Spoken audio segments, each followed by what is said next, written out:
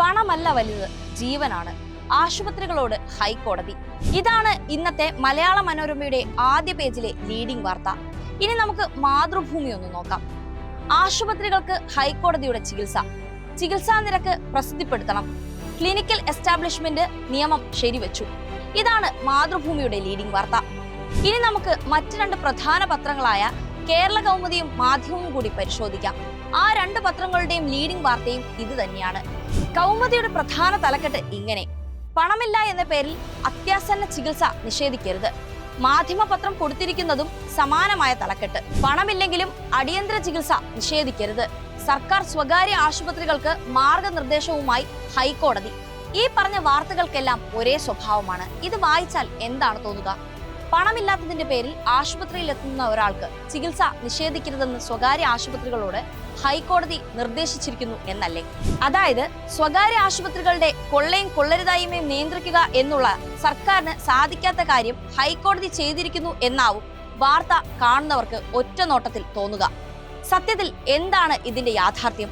2018 LDF സർക്കാർ കൊണ്ടുവന്ന clinical establishment നിയമത്തിലെ ചട്ടങ്ങളെ വ്യാഖ്യാനിക്കുകയും അതിന് മാർഗരേഖ നിർദ്ദേശിക്കുകയും ചെയ്യുന്നതാണ് കഴിഞ്ഞ ദിവസം ഹൈക്കോടതി ചെയ്തത്.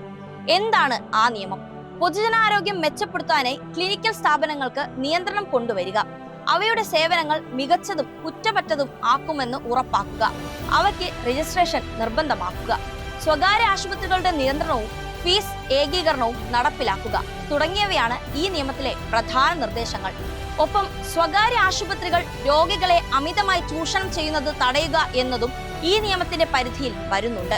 റിപ്പോർട്ട് ചെയ്ത പ്രകാരമുള്ള 2017 കേരള ക്ലിനിക്കൽ സ്ഥാപനങ്ങൾ രജിസ്ട്രേഷനും നിയന്ത്രണവും ബിൽ പരിഗണനയ്ക്കെടുക്കണമെന്ന പ്രമേയം ഞാൻ അവതരിപ്പിക്കുന്നു. സ്വകാര്യ ആതുരാലയങ്ങൾ അതിൽ പലതും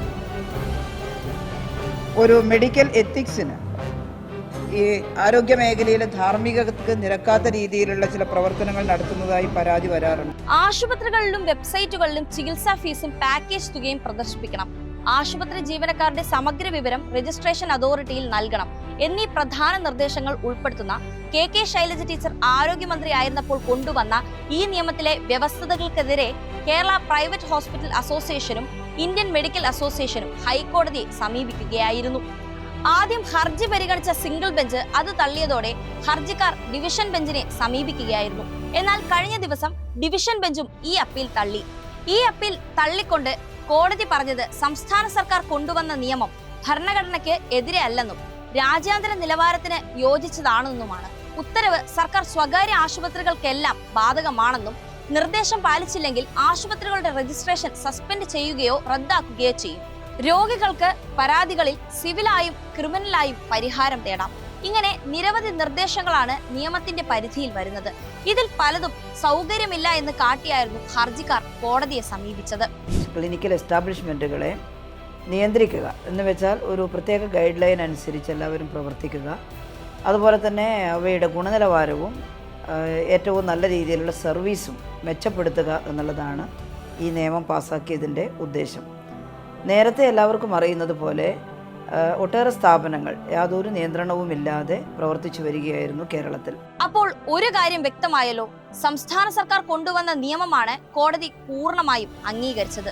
അതുമായി ബന്ധപ്പെട്ട് കൂടുതൽ മാർഗനിർദ്ദേശങ്ങളാണ് കോടതി നൽകിയതും. എന്നാൽ നമ്മുടെ മാധ്യമങ്ങൾ ഇതിൽ സർക്കാരിന്റെ പങ്ക് ഒഴികെ കോടതി നിർദ്ദേശങ്ങൾ മാത്രം വ്യാഖ്യാനിച്ചു. മനോരമയായിരുന്നു പതിവ് പോലെ ഇതിൽ മുൻപിൽ നിന്നത്.